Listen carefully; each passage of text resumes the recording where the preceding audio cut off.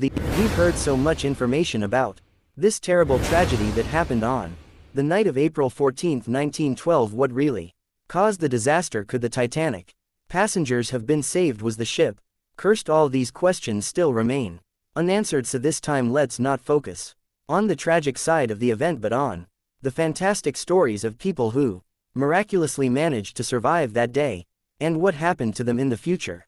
As you know, when Titanic crashed into the iceberg, the ship's crew first evacuated the women and children, but among the passengers one woman remained on the sunken vessel and survived after it went underwater. Her name was Roa Abbott. She and her two sons lived in England and had been living there for 2 years before they decided to return home to Providence, Rhode Island. Roa bought 3 third-class tickets for the most modern and unsinkable ship of that time. The whole family slept in their cabin on that ominous night from April 14th to 15th. They didn't feel the jolt and got up only after the steward knocked on the door. He asked them to wear life jackets and go to the upper deck. Then, along with other third-class passengers, they waited in line to board the lifeboats. The crew members allowed only women and little kids to go further. Still, the brothers negotiated with the team and walked their mother to the lifeboat. All 3 went to the last lifeboat, but the crew asked the sons to leave since not all the women had been evacuated. Roa didn't want to leave her sons, so she decided to stay with them. She left the boat and hugged the boys. By this time the ship was sinking into a stern-up position. The deck tilted. Roa tried to hold her sons, but couldn't. She slapped off the deck and fell into the icy water. From there, she swam to the lifeboat that was washed away from the door. Roa climbed aboard and watched the Titanic go under the water.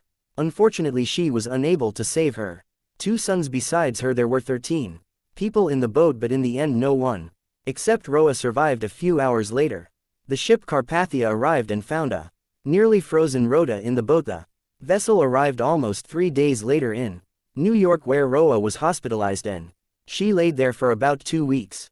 Swimming in cold water caused her asthma, which remained with her for life. Later, she admitted that she hadn't regretted that she had refused to evacuate with other women because she got a little extra time to spend with her sons. That Violet Jessup night. Another survivor of Titanic was Violet Jessup. She boarded the ship not as a passenger but as a working staff. She was hired by the White Star Line, which was looking for people to serve wealthy clients on the new luxury liner.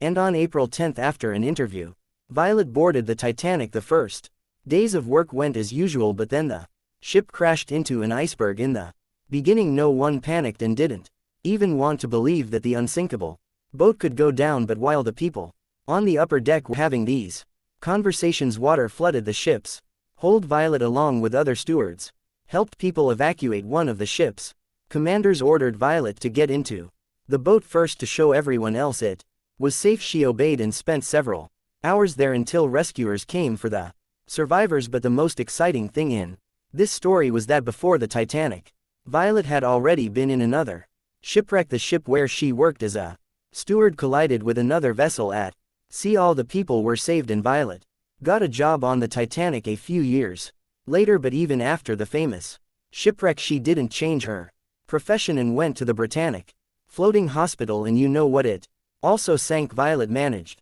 to survive for the 3rd time, but this didn't scare the girl. After all these events, she continued her work on other ships. She survived 3 shipwrecks and got a name for this. Miss Unsinkable. One of the bravest passengers, Charles Jogan, of the Titanic, was the ship's chief baker. Charles Jogan, on the night of April 14th, he woke up after the collision with the iceberg. During the few hours as the ship was sinking underwater, Charles helped the passengers. First, he ordered his bakers to supply all rescue boats with food, then helped the crew evacuate the passengers. He was one of the last people left on the ship when all rescue boats were on the water, but still he continued to save people's lives. Charles started to throw deck chairs overboard so people could hold on to them. Then when half of the Titanic went down, he lowered into the icy water, where he noticed a capsized rescue boat. Charles boarded it and waited a few hours until rescuers appeared, and the most incredible thing is that he was completely fine when the Carpathia arrived and found him. He had not even a scratch and wasn't at all.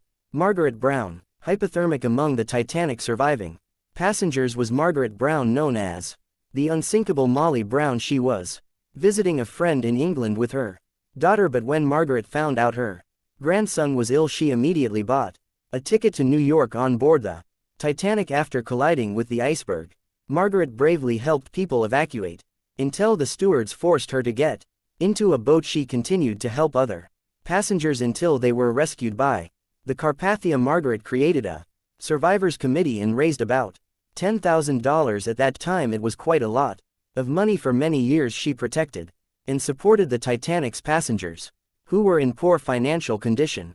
Margaret also helped to build the Titanic Memorial in J. Bruce Ism, Washington. A wealthy English businessman, J. Bruce Ism, was on board the Titanic, and the shipwreck was not the only disaster for him. He managed to jump into the last boat 20 minutes before Titanic was completely submerged. Thus he saved his life but condemned himself to eternal contempt when he was on the mainland. The newspapers began to write about him as the main coward of the Titanic. Also, some articles accused him of sinking the ship. Ism was a White Star Line company director that created the ship, and according to newspaper articles, the businessman asked the captain to sail faster. He wanted the ship to arrive in America ahead of schedule and receive good reviews in the press. As a result, the ship crashed into the iceberg at high speed and damaged the hull. Nobody proved the businessman's guilt. Almost all of the criticism of Bruce Ism was concentrated in one newspaper. Its publisher had a fight with a businessman before the tragedy, so they decided to destroy his reputation. Britain organized an independent investigation which concluded that Ism did nothing wrong. Yeah, he jumped into the last boat, but only after all the women and children were evacuated. However, the investigation didn't help to clear his reputation, and England and America, many friends and colleagues, turned away from him for many years. Ism compensated the families who lost someone on the orchestra Titanic. The most famous passengers of the Titanic were an orchestra of 8 musicians. In the beginning there was no panic when the ship collided with the iceberg. Many refused to get into the boats as it seemed to them that it was safer on the Titanic. Others were sure the breakdown on the ship would soon be repaired. Some people didn't believe the ship could sink. A minor panic began when everyone realized a catastrophe was imminent. To calm the people down a bit, the 8 musicians from 2 ensembles started playing music. Survivors said the orchestra played until the very end. Fear for their lives and the nearness of the end didn't confuse the valiant men. Unfortunately, they didn't survive, but a memory about them was written in history forever, and their musical instruments became world-famous artifacts and very valuable items at auctions. That's it for today. So hey, if you pacified your curiosity, then give